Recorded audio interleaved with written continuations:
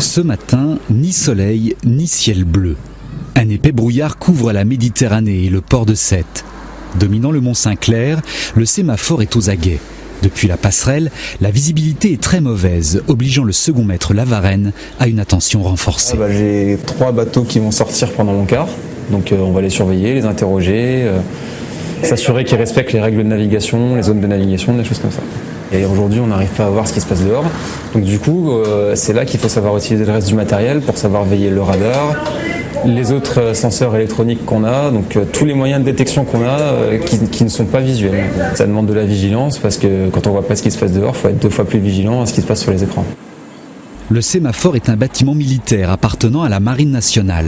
Devenu guetteur il y a quelques mois, Damien a navigué sur tous les océans avant de demander son affectation à terre pour raisons familiales. Il y a beaucoup d'aspects du métier de marin embarqué qui vont me manquer. Le fait de découvrir des gens, découvrir du pays.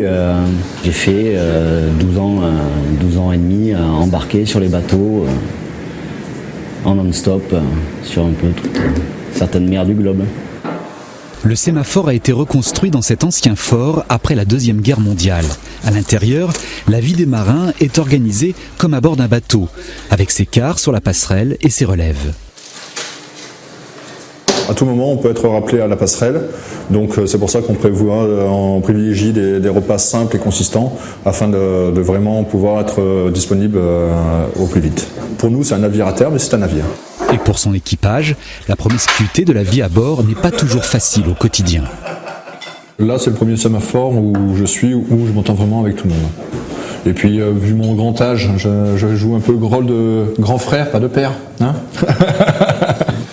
Surplombant la Méditerranée, le sémaphore observe tout ce qui navigue. Bateaux de pêche, de commerce et plaisanciers, jusqu'à une centaine de kilomètres au large de Sète.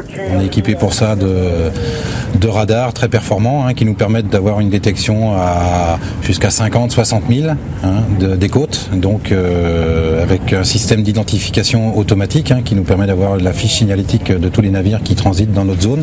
L'intérêt du système, c'est que chaque image radar de chaque sémaphore est mise en réseau, ce qui fait que ça permet aux autorités maritimes à Toulon d'avoir une vue globale de ce qui se passe en Méditerranée.